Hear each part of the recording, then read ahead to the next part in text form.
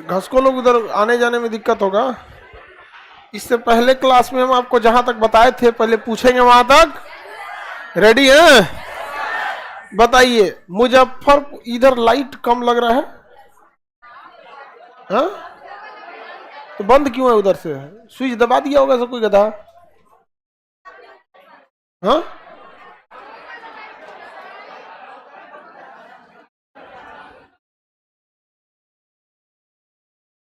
सब दबा दबा आगे बढ़े। अब तो लाइट है। फैन ऑफ करा दे।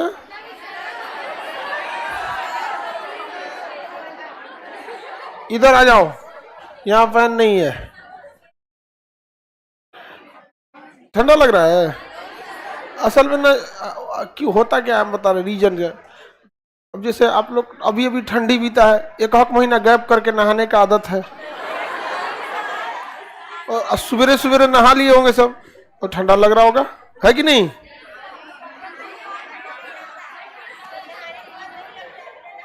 डेली नहाते हैं लोग।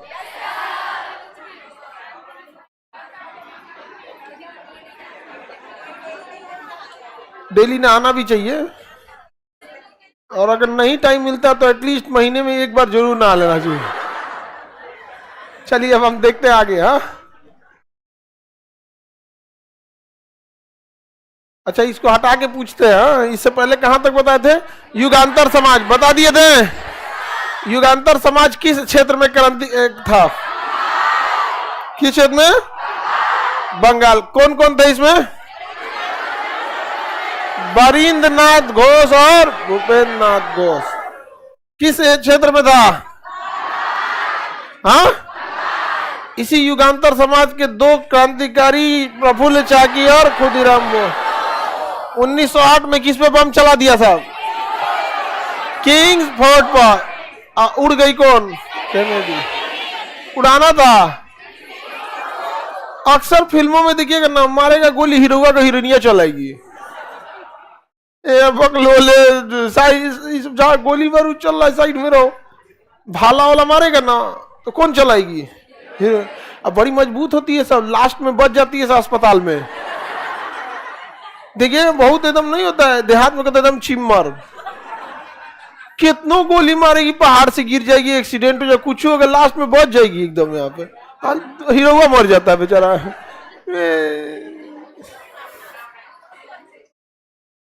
तुम लोग घुसिया घुसिया काहे देख रही हो लोग? हाँ, घुसिया लोग नहीं।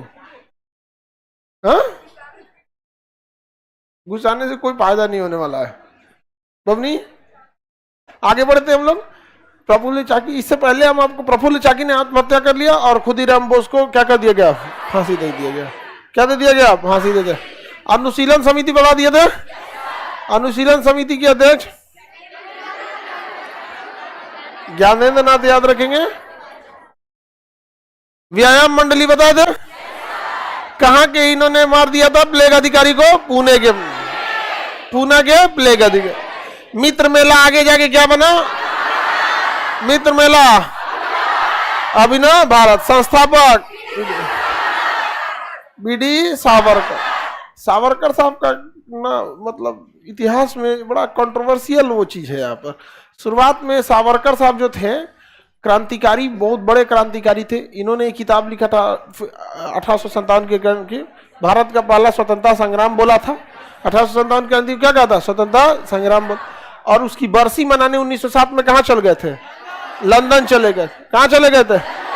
लंदन चले गए थे वहां। 1906 जब 1857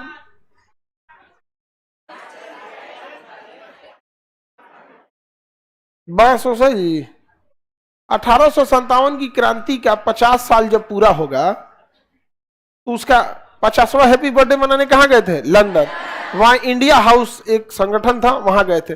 गांधी जी की जब मुलाकात होती है उनसे, तो गांधी जी से वो कहते हैं, वो सावरकर साहब जो थे वो मतलब शाकाहारी मांसाहारी दोनों थे। उनका दोनों मतलब, जो मांसाहारी होता है वो तो शाकाहारी होता ही होता है, तो सर्वाहारी थे। अरे सर्वाहारी मैंने घास भूस कुछ खा लेगा, तुम लोग भी कुछ सर्वाहारी बोल देता है। सर्वाहारी मतलब कौन चीज? शाकाहारी प्लस मांसाहारी। वहां पे तो गांधी जी वगैरह में ऐसा हुआ, तो ऐसा एक घटना थी जिसमें उन्होंने वो प्रॉन्स समझते, प्रॉन्स, झींगा, झींगा वो फ्राई कर रहे थे, खा रहे थे, तो उन्होंने दिया, तो गांधी जी ने कहा मैं शाकाहारी हूँ। हालांकि सारे गुजराती, ज्यादातर गुजराती आपको शाकाहारी मिलेंगे, बहुत शाकाहारी रहते हैं लोग, बेसन की चीज बहुत खाएंगे, खाखरा फाखरा ढोकला खोखरा खमन, हाँ अरे बड़ी बहुत ही सब, वो मीठा बहुत खाते हैं लोग, बहुत। हाँ नहीं, अलग अलग होता है, प्रॉन्स कुछ अलग झींगे टाइप के कुछ होते हैं, समझा गया, कुछ फेफड़ा नहीं, फाफड़ा।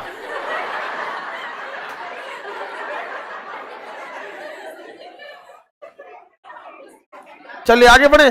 तो वो मांसाहारी भी थे, उनका कहना भी था कि यदि हम शाकाहारी भोजन खा के अंग्रेजों से लड़ेंगे, और अंग्रेज का जो भोजन है, जो प्रोटीन का लेवल है, जो उनका खाने पीने का स्तर है, वो हमारा नहीं है। तो उनकी अलग विचारधारा थी यहाँ पर। और अंग्रेज जो थे उन सबका तो खैर, अंग्रेज तो आदमियों खा जाएगा सब, आदमी नहीं खाएगा सर, लेकिन उन सबका अलग कल्चर है वहां पे। तो गांधी जी और उन दोनों की विचारधारा में थोड़ा सा क्या था, डिफरेंस था। और ये जब मित्र मेला अभिनव भारत बना यहाँ पर, तो इन्होंने क्रांतिकारी संगठन किया, और कई अधिकारियों पे गोली चलाई गई। तो बंदूक से जब मारा गया अधिकारी को, तो बताइए अभिनव भारत के सदस्य ने कहाँ के अधिकारी को गोली मारा था? नासिक। कहा गए? नासिक के मजिस्ट्रेट जैक्सन, नासिक के मजिस्ट्रेट जैक्सन। उनको हथियार उपलब्ध कराने का काम किसने किया था? सावरकर साहब। इन्हें पकड़ के जब लाया जा रहा है इंडिया हाउस लंदन से, जब भारत लाया गया, तो ये पानी वाली जहाज से लाया गया। तो पानी वाली जहाज से जब लाया गया, तो पानी वाली जहाज में जो वॉशरूम होता है, उसमें एक हल्का था ना, बाहर देखने के लिए हल्का वेंटिलेशन के लिए गैप था, उसी में से कूद के समुद्र में कूद गए। जहाज में से कूद गए कहां पे? समुद्र में। और उसके लगभग 15 किलोमीटर तैर गए, उतना दूर तक तैर के भाग गए। उसे गोली चलाते रहे सब अंग्रेज सब। और जब किनारे पे आए तो फिर पकड़ लिया सब अंग्रेज दौड़ा के। और उसके बाद दौड़ा के जब पकड़ लिया सब, तो इन्हें भेजा गया कहां पर? Cellular jail Andaman Nicobar. कहां भेजा गया? सेलुलर जेल अंडमान निकोबार में भेजा गया। सेलुलर जेल में इन्होंने कोयला से स्वतंत्रता का पूरा इतिहास लिख दिया था।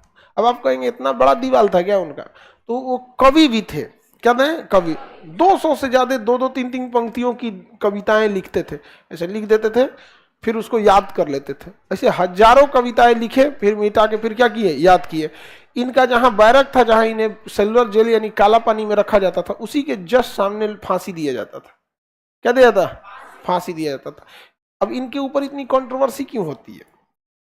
जब इन्हें जेल में डाल दिया गया, सेलुलर जेल, तो ये 6-7 बार अंग्रेजों के पास माफी नामा लिखे थे कि मेरी सजा को माफ किया जाए, और हम मतलब आगे से कोई क्रांतिकारी आंदोलन में भाग नहीं लेंगे। ये कई बार इन्होंने लिखा था। तो होता क्या है कि बहुत सारे लोग का यही कहना है कि भाई इस तरह से तो भगत सिंह भी लिख सकते थे, भगत सिंह भी फांसी लिख सकते थे, मतलब कोई भी माफी मांग सकता था, ये कह सकता था कि हम क्रांतिकारी आंदोलन नहीं करें। 6 बार जब इन्होंने माफीनामा लिखा तो इन्हें एक्सेप्ट किया गया। उसके बाद अंग्रेजों ने इन्हें एक शर्त पर कहा कि आप कोई भी राजनीतिक या क्रांतिकारी आंदोलन में भाग नहीं लेंगे। उसके बाद इन्होंने भाग भी नहीं लिया। साथ में उन्होंने, अंग्रेजों ने कहा था कि आप कहीं भी जाएंगे, जिला छोड़ के अगर आपको कहीं जाना होगा, तो डीएम के पास आप इसकी इंफॉर्मेशन देंगे, और उस आपके जिले का डीएम अगर आपको अनुमति देगा तभी आप क्या कर सकते हैं? जा सकते हैं। उसके बाद जब ये आए तो इन्होंने ना ये क्रांतिकारी आंदोलन वगैरह में भाग नहीं लिया। उसके बाद इन्होंने मतलब एक हिंदू स्वराज की ओर बढ़ दिए यहाँ पर, राजनीतिक रूप से, कि मतलब एक कैसे राजनीतिक रंग में होता है यहाँ पे। तो उन्होंने कहा कि भाई राष्ट्र वाले चीजों को हिंदू धर्म से भी क्या कर दिया? जोड़ दिया। हिंदू धर्म और राष्ट्रवाद, इस सबको क्या कर दिए? जोड़ दिए। ऐसे चीजें चलते रही। और जब ये जेल से छोटे तो थोड़ी सी छवि धूमिल हो गई, क्योंकि माफी वगैरह जो मांग लिए थे उस वजह से। अब इनके समर्थकों का कहना है कि माफी मांगना इनकी रणनीति का हिस्सा था, माफी मांगना इनकी रणनीति का हिस्सा था। तो इनके विरोधियों का कहना है कि अगर रणनीति का हिस्सा था तो माफी मांगने के बाद जब जेल से निकले तो किए क्या चीज? समर्थकों का कहना है कि माफी मांगना इनके षड्यंत्र, इनके नीति का हिस्सा था। तो भाई जब जेल से निकल गए तो विरोधी क्या कहते हैं? तो किए क्या तब? अंग्रेज इन्हें पेंशन देते थे, उस समय शायद 20 रुपया या 40 रुपया ऐसे देते थे, उस समय 20-25 रुपया 1920 के दशक में बहुत ज्यादा होता था यहाँ पर। तो विरोधियों का कहना है कि जब इतना ही ये भारत वाले थे तो अंग्रेज से पेंशन काहे लेते थे, और सोचने की बात है कि अंग्रेज इनको पेंशन क्यों देते थे सब, समझ में गया। बाद में ये विचारधारा आगे बढ़ती गई, उन्होंने कहा मतलब कि राष्ट्र, जैसे पहले क्या था कि राष्ट्र अपना चलते रहता था, राष्ट्र के नाम पे है भाई, जैसे गांधी जी वगैरह हो गए यहाँ पे, तो ये एक राइट विंग हो गए। राइट विंग उसे कहा जाता है जो राजनीति में धर्म भी इन्वॉल्व रहती है। बहुत सारे ऐसे धर्म राजनीतिक पार्टी हैं जो राइट विंग के हैं। जैसे राजनीति में क्या है, धर्म, 2-3 आपको एकदम परफेक्ट आपको मिलेंगे। एक साउथ इंडिया में AIMIM Asaduddin Owaisi right wing, BJP right wing, Shiv Sena भी राइट विंग। मतलब उन लोग के धर्म में, राजनीति में देखिएगा ना, धर्म क्या रहेगा, इन्वॉल्व रहेगा। बहुत ज़्यादा वो चेंजिंग नहीं, एकदम मतलब ऑर्थोडॉक्स मतलब पुरानी नीतियों पे ही ज़्यादा चलते हैं। लिबरल उतना नहीं होते हैं, ओपन विचारी सबका नहीं होता है यहाँ पे, समझ में आ गया। परिवर्तन को उतना बिलीव नहीं करेंगे यहाँ पे, बहुत ज़्यादा छूट देने की उसमें नहीं रहेंगे। अब देखिएगा ना, मोदी जी भी ज़्यादा छूट नहीं देते हैं। 4-5 गो मंत्री के आप नामों जानते होंगे, देश चला रहे हैं 25-30 गो मंत्री, नाम जानेंगे आप 4-5 गो, ज्यादा इधर उधर नहीं। सेंट्रलाइज चीजों को कंट्रोल रखना चाहते हैं। मध्य प्रदेश में देखे मुख्यमंत्री चेंज करके ले आ दिए दूसरे को, अरे भैया राय में इतना ज्यादा आप काहे उछल रहे हैं, समझे। राजस्थान में देखे, हरियाणा में देखे, खट्टर साहब को 2 महीने पता ही नहीं चला उनको कहां साइड कर दिए लोग। तो वो सेंट्रलाइज चाहते हैं, क्या चाहते हैं, सेंट्रलाइज चाहते हैं यहाँ पे। तो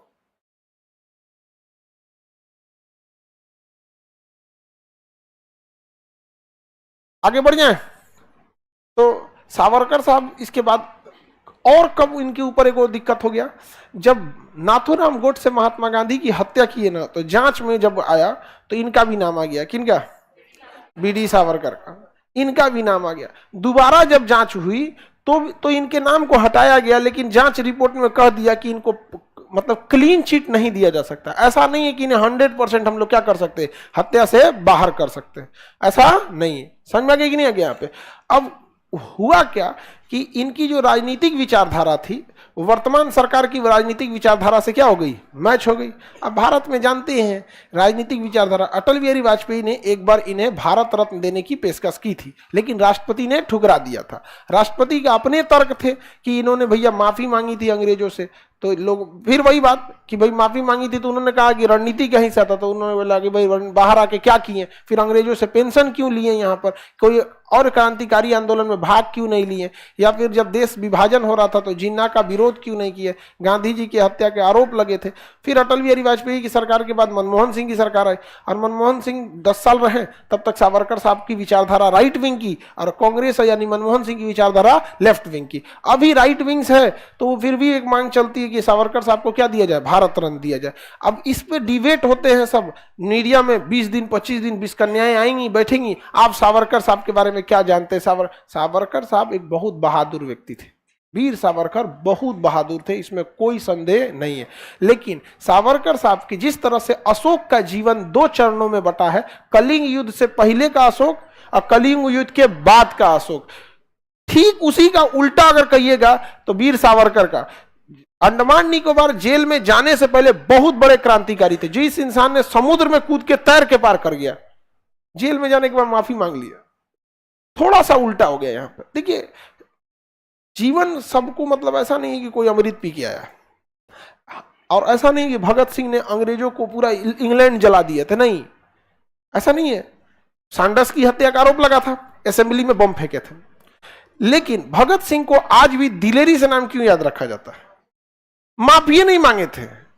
जज चिल्लाते रह गए, माफी ही नहीं मांगे। यहां पर समझ में आ गया कि नहीं आ गया यहाँ पे। तो हर चीज के अलग, ऐसे देखिए राणा प्रताप, राजस्थान तो एक छोटा सा स्टेट है अपने इंडिया का, कोई भारत के राजा भी तो नहीं थे, वो राजस्थान के एक उदयपुर चित्तौड़ के आसपास के एरिया था उनका, था कि नहीं। और अकबर की सेना उतनी विशाल क्षेत्रफल में, लेकिन आज भी सम्मान से क्यों नाम लिया जाता है, क्योंकि उतनी छोटी सेना होने के बावजूद उतने बड़ी सेना के सामने झुके नहीं थे। समझ में क्या। अब पता चला वो भी कह दे कि हमारी रणनीति का हिस्सा था, हम माफी मांग लिए, बड़ा बड़ा कंट्रोवर्शियल रहता है। भारत में राजनीतिक रूप ले लिया है यहाँ पे। हालांकि सावरकर साहब जेल जाने से पहले एक बहुत खतरनाक वाले क्रांतिकारी थे, जेल से आने के बाद नहीं थे। आगे बढ़े, किसी को दिक्कत? बाकी आप लोग क्या सोचते हैं, भारत रत्न देना चाहिए या नहीं देना चाहिए? अब अपनी अपनी विचारधारा है। भारत रत्न यहाँ पे कि दिए दीजिएगा लोग, देंगे लोग सरकार तो मान लिया जाएगा, नहीं देंगे लोग तो चुप रहा जाएगा। यहाँ पर समझ में आ गया कि नहीं आएगा?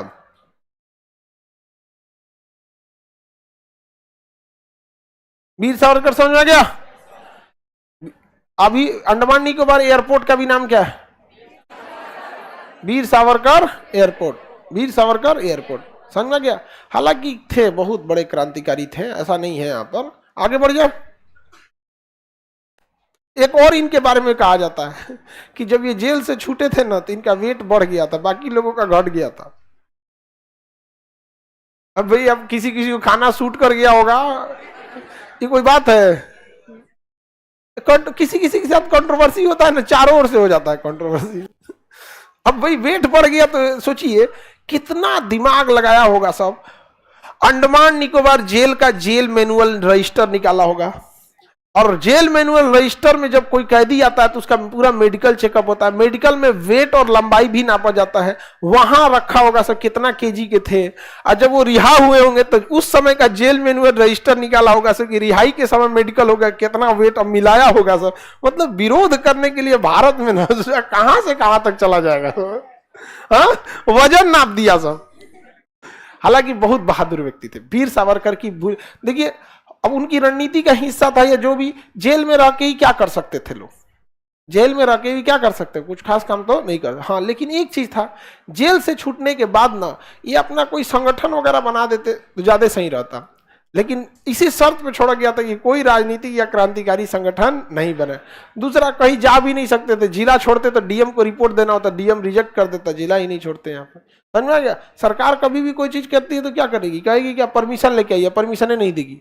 जैसे आपको बंदूक रखना है ना तो कहेगी पहले डीएम से परमिशन ले लीजिए, जाइएगा डीएम के पास परमिशन लेना तो कहेगा अभी आपकी जांच कराते हैं थाना में, रिपोर्ट भेजेगा थाना में, 1 महीना थाना जांच करेगा, पुराना रिकॉर्ड तो नहीं है, मोहल्ले में कैसा है, ये है वो है, फिर डीएम एसपी को भेजेगा, एसपी मेडिकल को दे देगा, जांच कीजिए तो कहीं पगला वगला तो नहीं है, बंदूक दे देंगे, धाए धाए मार देगा, कहीं देखेगा ना पागल नहीं है तो इनसे बकलोल है।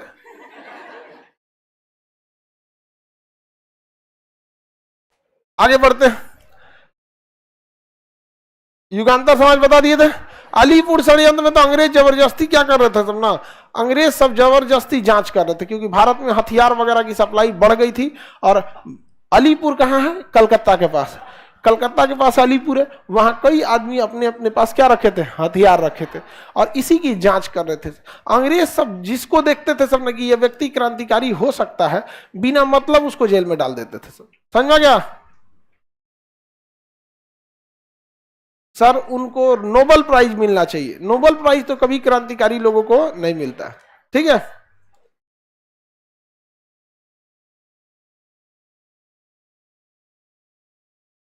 आगे बढ़े बाबू। तो बताइए हथियारों की जांच कहां हुई थी? अलीपुर। कहां हुई थी? अलीपुर। अलीपुर कहां है? हाँ, कलकत्ता में है अलीपुर। अब जब यहाँ जांच हो रही थी तो अंग्रेज सब बिना मतलब किसी किसी को क्या कर रहे थे? पकड़ ले रहे थे। इसी घटना को कहा गया अलीपुर षड्यंत्र। ये अंग्रेजों का एक षड्यंत्र था, और उस समय जितने भी क्रांतिकारी लोग थे सब लोगों को अंग्रेज क्या कर रहे थे? गिरफ्तार कर रहे थे। इसी क्रम में बरिंद्रनाथ घोष, बरिंद्रनाथ घोष का बंगाल में बहुत बार नाम आ गया, आ गया कि नहीं आ गया? बरिंद्रनाथ घोष को पकड़ लिया सब अंग्रेजों ने। किसे पकड़ लिया? बरिंद्रनाथ घोष और अरविंद घोष को पकड़ लिया। बरिंद्रनाथ घोष को पकड़ लिया और अरविंद घोष को पकड़ लिया। अब ये लोग को जज के पास रखा गया, तो जज तो किसी को उम्र कैद तो फांसी की सजा सुना देते थे सब। तो बरिंद्रनाथ घोष को अंग्रेजों ने क्या किया? उम्र कैद की सजा सुना दिया और कहा इनको ले जाइए अंडमान निकोबार में, जहां काला पानी की सजा दी जाती है। तो बरिंद्रनाथ घोष को अंग्रेजों ने आजीवन कारावास की सजा सुना दिया और कहां भेज दिया? अंडमान निकोबार। अंडमान निकोबार में सेलुलर जेल था, जिसे हम लोग उस समय शॉर्टकट में काला पानी कहा जाता था। वहां जो था ना, हर आदमी को 40 किलो नारियल दिया जाता था। कितना किलो? और बैल हटा के आदमी को पहना दिया जाता था, समझा? और उससे तेल निकलवाया जाता था, समझा? अगर तेल नहीं निकल पाया तो उसको उसी समय निकाल। जंजीर नहीं खोलते थे सब, जंजीर नहीं खोलते थे सब। यहाँ टॉयलेट वॉशरूम जाने के लिए किसी भी कैदी को केवल 3 मिनट दिया जाता था, उससे ज्यादा टाइम नहीं दिया जाता था।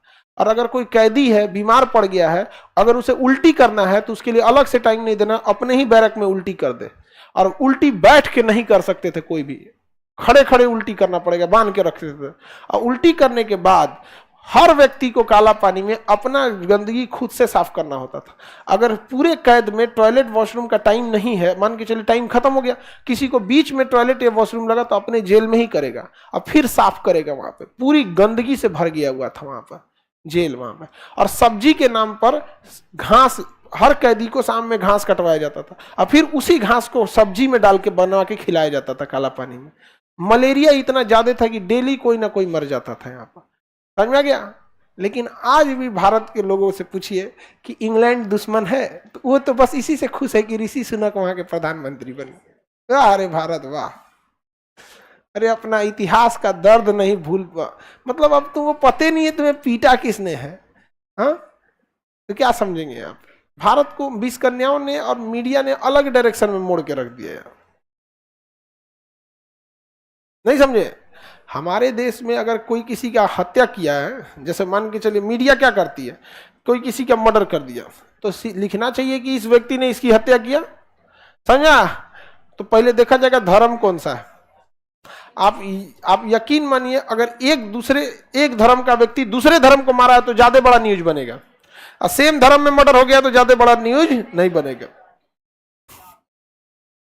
समझ रहे? इस देश का दुर्भाग्य है कि राष्ट्र के ऊपर धर्म पहुंच गया, किसी के लिए भी आप भले कोई खुल के ना बोले यहाँ पर। तो काला पानी सबसे दर्दनाक सजा दी जाती थी, किसी भी कैदी को इतना मारा जाता था यहाँ पे। और तेल निकालने के लिए ना, जैसे बैल को कैसे पहना दिया जाता वैसे पहना दिया जाता है उसको, उसमें से निकालना होता था तेल। और कोई पंखा नहीं दिया जाता था धूप में। और आप समुद्र के किनारे कभी आप गए होंगे, इतना भयानक धूप लगता है ना, सन बर्न हो जाता है। जितना बीच ये समुद्र का किनारा दिखने में फिल्म में ठीक लगता है ना, जइबो मत कीजिएगा इस सीजन में। कोई भी देखिएगा समुद्र का किनारा जो होता है वहां सारे लोग ठंडी के दिन में जाते हैं, समझ में गया? किसी से कहिए ना जाए, अभी इंडिया का सबसे ज्यादा बीच फेमस है गोवा का। अभी तो मई जून का महीना में तो देखिए वहां कोई ना घूमने जाएगा, झूलस जाएगा वहां, समझ में गया? खैर हम लोग जैसा आदमी में तो पहले से झूलसल है, अपन कौन सी होता, दोबारा झूलस तो आदमी है। लेकिन नहीं, जो गोरका है सब, ये सब मारेगा, सब गोरका सब क्या हो जाएगा, चीत काबरा हो जाएगा से। हाँ, इसलिए देखिएगा ना कुछ कौन ची लगेले रहता है सब, सनस्क्रीन, वो इंजन ऑयल रहता है जरल हुआ, उसी को लगा लेता है सब, बोलता है सब सनस्क्रीन है। आगे बढ़े। अरविंद घोष और बरिंद कुमार घोष को किस षड्यंत्र में पकड़ लिया गया? हाँ, अलीपुर केस में। अब बरिंद्रनाथ घोष को कहां भेज दिया गया? काला पर। अरविंद घोष भागे भागे गए एक वकील सबके पास, बंगाली थे अरविंद घोष, वो गए एक वकील के पास। सुभाष चंद्र बोस कहे कि हमारे गुरु जी के पास चल जाओ, बहुत बड़का वकील है। तो चित्तरंजन दास उस समय सबसे बड़े वकील थे, उन्होंने केस लड़ा और अरविंद घोष क्या हो गए?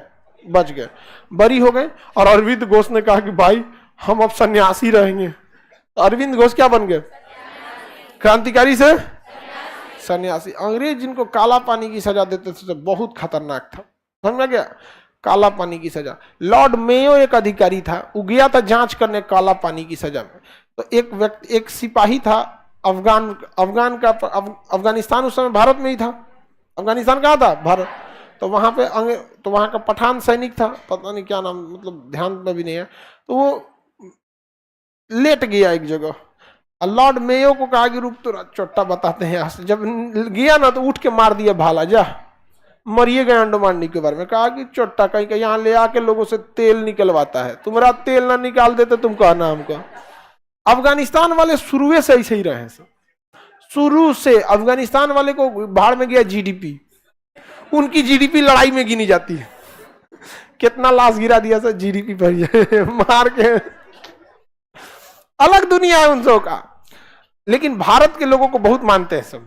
अफगानिस्तान में और भारत में बहुत अच्छी दोस्ती है, बस ये तालिबान ना आ गया, नहीं तो भारत और अफगानिस्तान में बहुत है। मालदीव से संबंध अच्छा है कि नहीं है? अरे बाबू मालदीव का इतना टेंशन नहीं लीजिए। हाँ,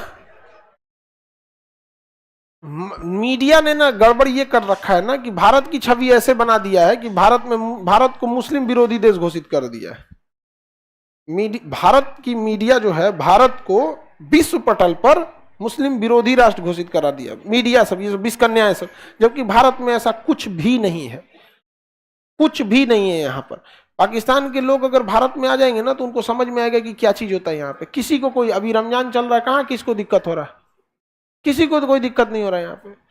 आप जाके देखिए रात को 3 बजे सब्जी बाग से लेके अशोक राजपथ की सारे होटल खुल जाते हैं। दिन में उतना नहीं खुलता है जितना रतिया 3 बजे खुला रहता है।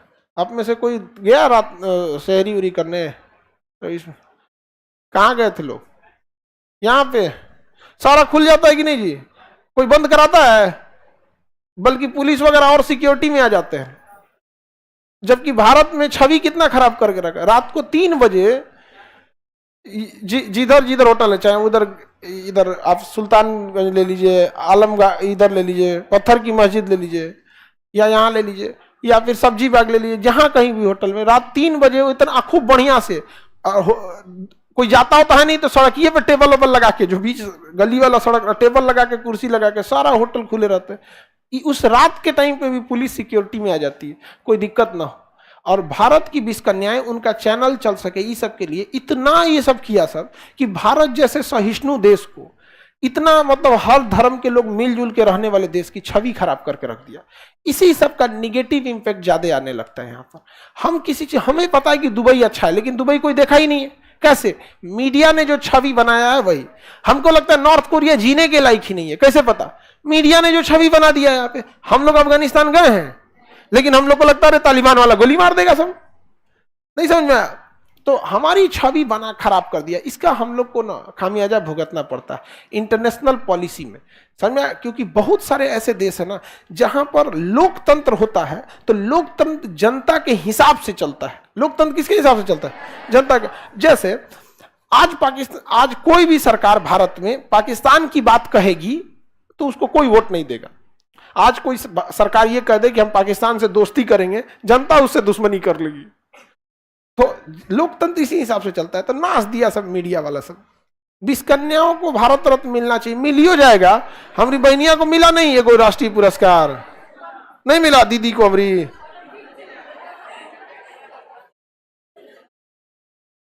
बहनिया को मिला है। बताइए, वह क्रांतिकारी जो आगे जाके सन्यासी बन गया, अरविंद घोष। अरविंद घोष को किस षड्यंत्र में पकड़ा गया?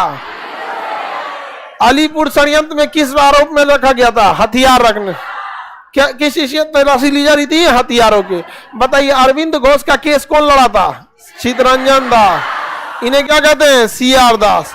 चितरंजन दास को शॉर्टकट में सीआर। सीआर नहीं रे, सीआर। सीआर। आगे बढ़े। बंगाल विभाजन। देखिए, बंगाल इंटेलेक्चुअल लोगों का केंद्र बन गया था। इंटेलेक्चुअल मतलब होता है पढ़े लिखे लोग। इंटेलेक्चुअल पढ़े लिखे लोग। पढ़े लिखे लोग की एक खासियत समझिएगा ना, वो ज्यादा आपको जबान नहीं लड़ाएंगे, समझ में गया? और मतलब वो आप किसी, मतलब ऐसे कम पढ़े लिखे आदमी को कुछ बोल दीजिएगा ना तो तुरंत बदला ले लेगा आपसे। गाली गलौज करना होगा तो गरिया देगा, मारना होगा मार देगा, धमकी उमकी दे देगा, चल जाएगा, उसके बाद वो भूल जाएगा। लेकिन अगर किसी इंटेलेक्चुअल को अगर आप कुछ बोल दिए, ना आपको मारेगा, ना गाली गलौज देगा, ना धमकी देगा, लेकिन याद रखिए वो जख्म इतना गहरा देगा कि 7 पुश्ते याद रखेंगे। तो इंटेलेक्चुअल आदमी से नहीं भिड़ना चाहिए। अब बंगाली सब इंटेलेक्चुअल, माछ भात खाओ, मछली खा खा के दिमाग। उड़िया बंगाली लोग मछली उनका मुख्य भोजन है। वहां पे मछली चिकन मटन से ज्यादा फायदेमंद होता है मछली। बस डर लगता है, अरे बहुत डर लगता है उसको खिला में। वो खाने वाले लोग बहुत शौक से खाते हैं यहाँ पे। बाकी भारत में बहुत सारे लोग, देखिए अब एगो हमको कह रहे थे लोग कि खान सर आप मांसाहार को काहे बढ़ावा दे रहे हैं? हम क्या हमरा रोकला से रुक जाएगा का? भाई मांसाहार अलग चीज है। अब आप बताइए, कोई सियाचिन ग्लेशियर पे ड्यूटी कर रहा है, उसके लिए कंपैरेटिवली थोड़ा मांसाहार फायदा हो जाता है उसके लिए, उस हार्ड इन्वायरमेंट को क्या करने के लिए, सहने के लिए यहाँ पे। अब वहां साग रोटी कैसे खा पाएगा? सबका अपना अपना है, लेकिन ज्यादातर शाकाहारी लोग को लगता है कि हम मांसाहारी लोग अपराधी हैं। हम लोग तो शाकाहारी ही हैं। हम भाई 90% शाकाहारी है हम लोग। जितना चिकन मटन खाता है सब 90% शाकाहारी होता है। अरे रोटी खइबे करेगा, चावल खइबे करेगा, अरे 2 पीस वही ना एक्स्ट्रा कर देगा। तो शाकाहारी प्लस मांसाहारी वो दोनों रहते हैं सब, शाकाहारी मांसाहारी दोनों रहते हैं। समझ में आ गया कि नहीं आएगा? और सबसे ज्यादा ना शाकाहारी लोग को दिक्कत कब होगा? मांसाहारी सब शाकाहारी में घुस जाएगा, सब उन्हीं से खा पी के निकल देगा सर। शाकाहारी मांसाहारी में नहीं आ पाता है सर। आ पाएगा सर? नहीं आ पाएगा सर। हाँ, खुश होगा लोग पनीर, मशरूम, कटहल। कटहल कटहल अलग अलग बनाने के लोगों का तरीका होता है। कुछ लोग कहते हैं कि बहुत अच्छा बनता है, हम तो देखिए के भाग जाते हैं। पता नहीं, हम पत्ते कटहल पक के ठीक लगता है। या तो पका के उसका कोआ खा लो और उसका बिया उबाल के खा लो। उसका बिया भी बनता है, उसको उबाल दिया जाता है पका के। कटहल की सब्जी अच्छी बनती है, तो तुम लोग कभी ले आओ बना के। हाँ,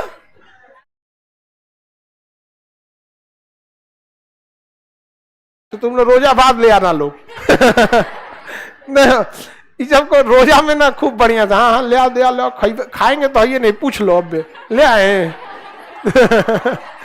लेकिन वेराइटी का खाना आप लोग ठीक बनाते हैं लोग। तो साउथ बंगाल जो था ना एकदम इंटेलेक्चुअल का गढ़ बन गया। तो अंग्रेजों ने कहा कि भाई साहब ये बंगाली हमको क्या करेगा, हरा देगा सब यहाँ पे। और बंगाली बड़ा समझदार होते हैं। आज भी देखिएगा आपके मोहल्ला में बंगाली रहेगा ना तो बतियाएगा हिंदी में, झगड़ा करेगा बंगाली में। हाँ, बड़े समझदार होते हैं वो।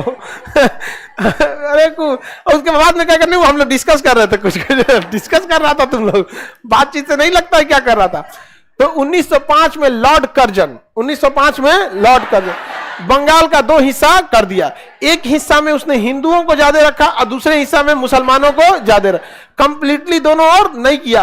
और उसने कहा कि ऐसे प्रशासन करने में सहूलियत होगी, बंगाल बहुत बड़ा है, संभालने में दिक्कत हो रहा है, एडमिनिस्ट्रेशन में क्या हो रहा है, प्रॉब्लम हो रहा है। इसलिए उसने कहा कि हम बंगाल का विभाजन कर रहे हैं। जबकि मुख्य उद्देश्य उसका था बंगाल में राष्ट्रीय चेतना को समाप्त करना। इधर वाला हो गया पूर्वी बंगाल, ये पश्चिम बंगाल, वेस्ट बंगाल, और ये हो गया पूर्वी बंगाल, ईस्ट बंगाल।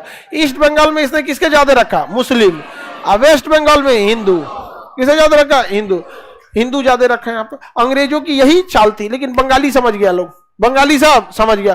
बंगालियों ने इन्हें शोक दिवस घोषित कर दिया और बंगाली ने कहा कि हम स्वदेशी आंदोलन चलाएंगे। 1905 में ये बंगालियों को लड़ाने के लिए क्या चालू किया, बंगाल विभाजन। और इन्होंने क्या चालू कर दिया, स्वदेशी आंदोलन चालू कर दिया। रविन्द्रनाथ टैगोर ने कहा था कि पुरुष महिला सब भूल जाओ, सब एक दूसरे को राखी बांधो। क्योंकि राखी का भारत में कल्चर जो है कि भाई बहन की क्या करता है, रक्षा करता है। लेकिन अंग्रेजों ने ऐसा नासा है कि भाई को भाई की भी रक्षा करनी पड़ेगी। अब भाई को बहन की तो रक्षा करनी है, हर भाई को भाई की भी रक्षा करनी पड़ेगी। तो हम लोगों ने क्या बनाया था उस समय, रक्षाबंधन। भाई बहन सब राखी बांधे थे और कहते कि बाहर में जाओ, तुमको क्या लगता है तुम बाहर यहां आके हिंदू और मुसलमान को लड़ा दोगे।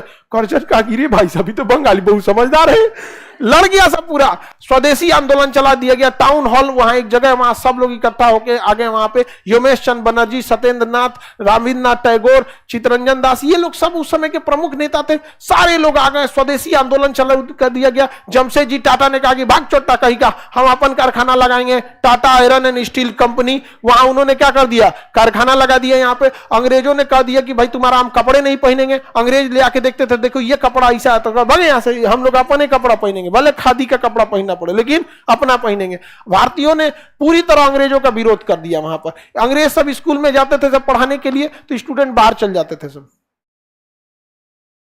कितना खराब लगेगा टीचर को। और वो भी कैसे, प्लान के तौर पे। हम बिहार वाले थोड़ी ना कि गेटवे पे से भगा देंगे लोग ना, बंगाली सब समझदार आए। Good morning sir, good morning. आज का टॉपिक क्या है, तो चलो हम आज का टॉपिक पढ़ाएंगे ज्योग्राफी ऑफ इंडिया। अरे कहां गया रे, चला गया सब यहाँ पर। कोई पूछे क्या दिक्कत है, कहा कोई प्रॉब्लम नहीं है सर, हमारी इंडियन टीचर बेहतर है। आप भी अच्छे हैं लेकिन वो आपसे ज्यादा बेटर है। बेचारा का मुंह लजा गया, नहीं समझा। तो बंगाली लोग बहुत समझदारी सब मामले में, नाक में दम कर दिया लोग बंगाली लोग अंग्रेजों का। और उस समय रविन्द्रनाथ टैगोर ने लिखा मेरा सुंदर सा बंगला, बंगाल इसका विभाजन कर दिया, आमार सोमार बंगला। क्या लिखा? आमार सोमार बंगला। मेरा इतना अच्छा बंगाल को तुमने तोड़ दिया। यहां पर आगे जाके पूर्वी बंगाल यानी बांग्लादेश का यह राष्ट्रीय गीत है। आमार सोमार बंगला किसका राष्ट्रीय गीत है? बांग्लादेश। रविन्द्रनाथ टैगोर ने लिखा था यहां पर। और स्वदेशी आंदोलन चला दिया गया, अंग्रेजों के कपड़े को जला दिया गया। कहा कि भाई अंग्रेजों का, जो लोग अंग्रेजों का कपड़ा उपड़ा खरीदे थे लोग ना, ले आके चौराहा पे मार दिया माचिस, मैं जरा इसको यहाँ पे। तो रविन्द्रनाथ टैगोर ने कहा कि देश इतना गरीबी में जूझ रहा है, जो खरीद लिए उसको मत जलाओ, ये एक तरह का अपराध है। तो अंग्रेजों के कपड़े जलाने को रविन्द्रनाथ टैगोर ने क्या किया था? विरोध किया था। लाख विरोध के बावजूद भी अंग्रेजों ने बंगाल का विभाजन कर दिया और मुसलमानों के संरक्षण दिया। किसका संरक्षण दिया? मुसलमानों का संरक्षण किया। कहा कि मुसलमान लोग, सबसे ज्यादा मुसलमानों को बेवकूफ अंग्रेजों ने ही बनाया है, सबसे ज्यादा। क्या चीज? मुसलमान ढोल की तरफ पीट दिया ऐसे दोनों ओर से। इजराइल वहां पे ना हमास सबसे ज्यादा कौन है? अमेरिका की सेना, सद्दाम हुसैन, अमेरिका की सेना सबको लेके चल गया कि नहीं यहाँ पे। इन लोगों को तो अब जब आगे पढ़िएगा ना तो आपको आएगा एक तो वारेन हेस्टिंग्स, मदरसा अधिनियम लाया, उसके बाद से ऐसा काम किया ना, मतलब उसने कि मुसलमानों को सबसे पहले कहा कि यार इसमें तो ऐसे ऐसे क्रांतिकारी नेता निकल जाएंगे सब, तो हम संभालिए नहीं पाएंगे। अशफाकुल्ला खान, ऐसे ऐसे दो चार को निकल जाएंगे सब, तो हम तो संभालना ही मुश्किल हो जाएगा। अभी देखिए सर सैयद अहमद खान अलीगढ़ मुस्लिम यूनिवर्सिटी बनाया, उसमें हिंदू मुसलमान सब पढ़ते हैं। बनारस हिंदू यूनिवर्सिटी, हिंदू मुसलमान सब पढ़ते हैं। उस यूनिवर्सिटी ने हजारों जैसे लाखों लोगों को क्या किया है? शिक्षा दिया है। जामिया मिलिया यूनिवर्सिटी सब लोग पढ़ते हैं, उसमें नाम से तो कोई मतलब नहीं रहता है, यहाँ पर सब पढ़ते हैं। कहा कि अरे भाई साहब ये मुसलमान अगर आगे आ गए सब, ये तो दिक्कत कर देगा सब लोग को। एक काम करो, पढ़े लिखे मुसलमानों को वैल्यू देना खत्म कर दो। तो उसने वारेन हेस्टिंग से बंगाल विभाजन वगैरह किया और कहा कि जो पढ़ा लिखा इंटेलेक्चुअल आएगा उसको वैल्यू देना खत्म कर दे। तुम पीएचडी किया तो हमको क्या मतलब। लेकिन जो धार्मिक व्यक्ति आया ना, धार्मिक व्यक्ति, मौलवी, ये लोग आए, उनको अंग्रेजों ने लीडर बना दिया। मुस्लिम समाज का क्या बना दिया? लीडर। और धीरे धीरे उन्होंने, अंग्रेजों ने कहा कि 100 साल बस ये चलने देना, 100 साल बस इस चीज को चलने देना। तुम देख लेना कि मुसलमानों का केवल लीडर वही बन पाएगा जो धार्मिक होगा।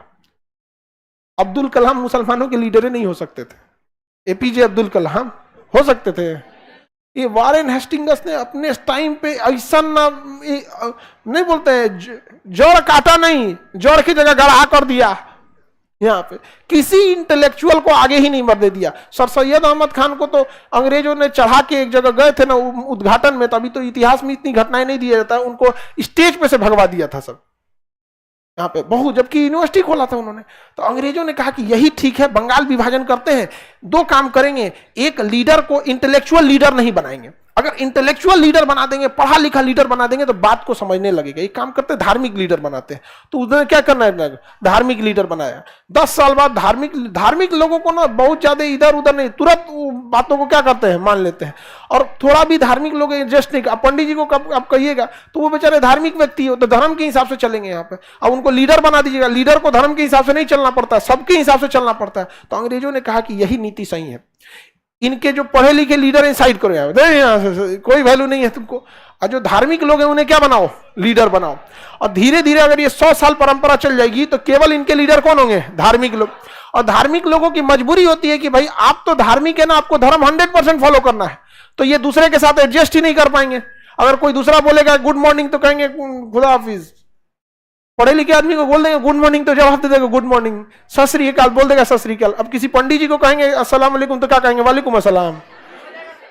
हाँ भाई, अब ये तो बोलने वाले को सोचना चाहिए ना। अच्छा, किसी नॉर्मल व्यक्ति को अगर बोलेंगे अस्सलाम वालेकुम तो पूछेगा एक जवाब क्या दिया जाता है, वालेकुम, हाँ वालेकुम सलाम, पूछ के जवाब दे देगा, नहीं है कि नहीं। लेकिन अंग्रेजों ने क्या किया ना, कहा कि एक काम करो, इस साइड में केवल और केवल लीडर किसको रखो, हाँ धार्मिक को डाल दो। आज भी 100 साल अंग्रेजों की चाल का लगभग 100 साल क्रॉस हो गया। आज भी मुस्लिम समाज अगर देखेगा तो हजारों आईएएस, आईपीएस, बड़े बड़े इंजीनियर, डॉक्टर, कोरोना वैक्सीन बनाने में बहुत बड़ा योगदान करने वाला, उसको किसी ने अपना लीडर में बनाया? आप पीएचडी वीडी करना, बट हम बोल देंगे तो गुस्सा हो जाते हैं लोग, नहीं समझ में आया? अगर आप बोल देंगे तो क्या हो जाएंगे? गुस्सा।